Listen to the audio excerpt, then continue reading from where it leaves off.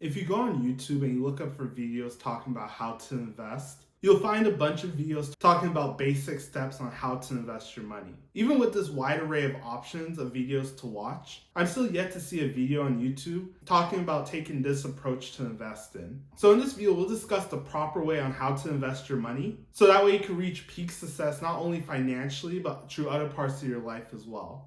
So if this video provides you any value, please consider hitting the like button and let's get right into it. Before we talk about the proper way to invest, we should probably talk about what you can actually invest. Most people think that the only thing you can invest is money, whereas in reality, there's actually two major assets that you can invest: time or money. And in pretty much every case, you're either investing one or the other. And in most cases, you're usually investing both. And a lot of times people think that, oh, well, if I do this certain thing, I'm not investing money or time. Whereas in reality, you actually are. So a good example of this is, let's say you're a self-employed individual and you decide to go out to a bar with your friends. Well, in this example, you're not only investing the time that you're using to go out with your friends and to enjoy your night, time that you could have spent building your business to become bigger, but also you're investing your money as well by buying drinks, paying cover charges, and whatnot, when that money could have been invested in some asset like stocks or real estate, or even maybe back into your business so it could grow faster. The goal of this video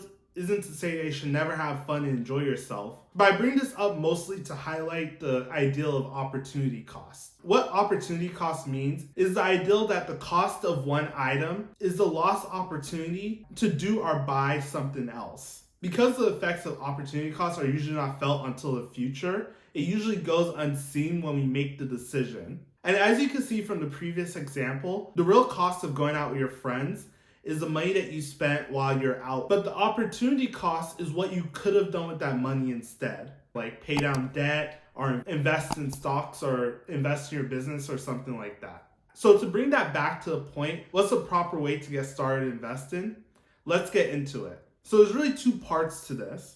The first part is to determine what your needs are, both long and short term. When you invest your money into assets like stocks or real estate, you're usually investing for your future income once you get to that point in life where you want to stop working for money. While that's a really important reason to invest your money, in life, we typically have other needs or desires that are more urgent than saving for retirement. For me, being a big save every penny and try to invest as much as possible type of person, it's very easy for me to overlook my near-term needs. So for me, what I like to do is I like to make a list of all of my needs in the order of how important they are to me.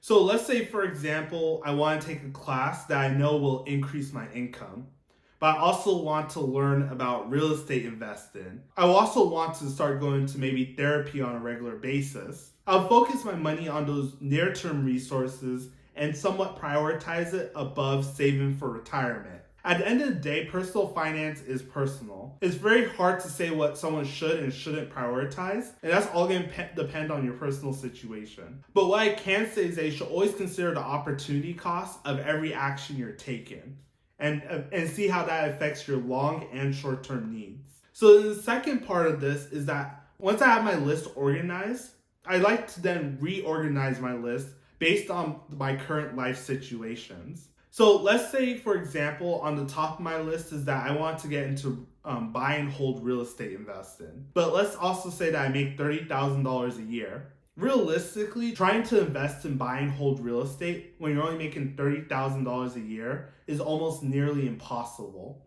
So in a case like that, I may be better off saying to myself, well, how can I invest my money so I could go from making $30,000 a year to $60,000 a year? And then focus my resources. Like we said at the beginning of the video, you only have two things you can invest: time and money. So focusing my time and my money on that task instead of trying to get started in buy and hold real estate investing. Then come back to that later on once I've increased my income. One thing that you have to consider as well is that with money and time are both limited resources. So I think it's important that you allocate your resources so you can get the best ROI from them possible. One important thing I should add with this when it comes to this time versus money conversation is that even though time and money are both investable assets, there's a very stark difference between the two. While money can be stored up, multiplied, and earned, when it comes to time, you can't do any of that. Time is like a card that consistently loses value by the second. So keep this in mind when you are weighing out opportunity costs. In some cases, it might actually make more sense for you to spend that extra money to save yourself a lot of time. So that's basically all I have for you guys in this video. If you found this video valuable, please consider hitting the like button and subscribing to the channel. Also, let me know what your thoughts are in the comment section down below. I'd love to hear from you guys. And check out all my social medias. I try to post there as often as possible. And thank you so much for watching, and I'll see you in the next video.